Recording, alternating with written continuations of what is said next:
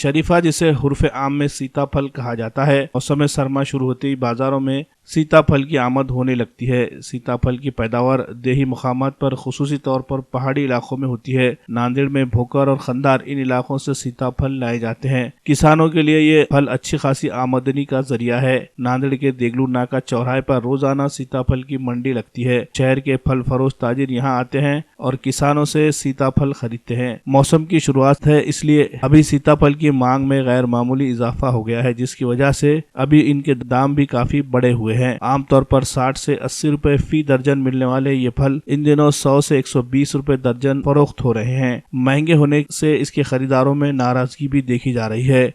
जिन्हें इसके जायके से हद दर्जे दिलचस्पी होती है, उनके लिए इसके बढ़े हुए दाम भी कोई मुश्किल का सबब नहीं है। जैसे जैसे मौसम आगे बढ़ेगा, इसकी खरीद और फरोख्त भी बढ़ेगी, साथ में दाम भी कम होंगे। कमी आहे। आमचं नाव सरस्वतीबाई चोंडी।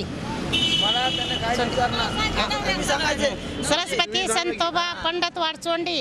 भाव कशा आहे, रेट कसा आहे, यावर्षी कसं आहे मावशी? सीताफळाचा यावर्षी भाव थोडा कमी आहे, फळ कमी आहे। पावसानं फळ गळाले, पहिलं फळ जास्त लागलं तर पाण्यानं फळ गळाले। सीताफळाचा भाव थोडा कमी झालाय। कमी झाला, थोडा पाणी आहे त्याच्यानं कमी झालाय। सध्या हे टोकरे केवढा व्हायला विकायले? आता टोपलं इकाले 250, 300, 400।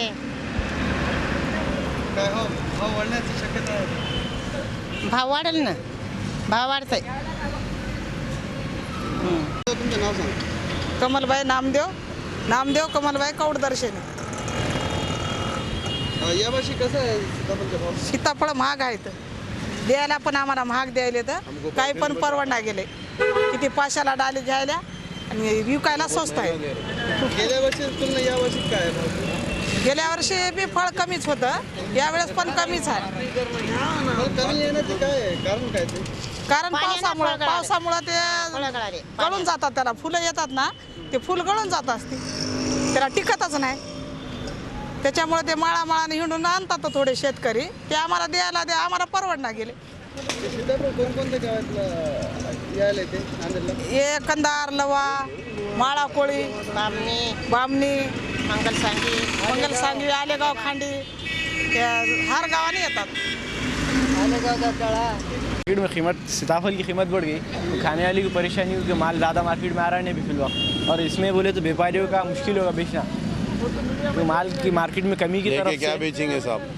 जो कीमत आना चाहिए असल, वो कीमत नहीं आ रही सीताफल में। अभी क्या भाव बिक रहा है सीताफळ टोकरे? अभी सीताफल की टोकरे तकरीबन 400, 500, 600 के दरमियान में कीमतें आ रही।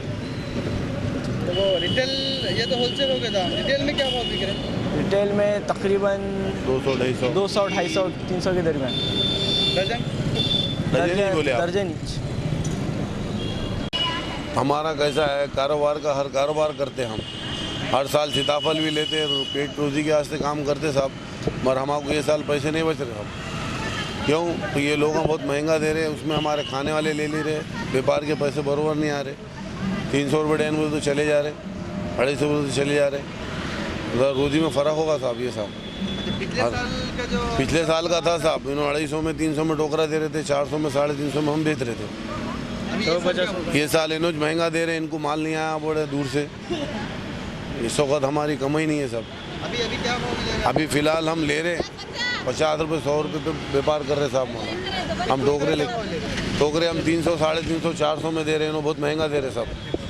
आओ इधर आओ ना टोकरा लेके। अशोक रघुनाथ ढवळे, कोणतं गाव? डोंगरगाव, तालुका लव्हा।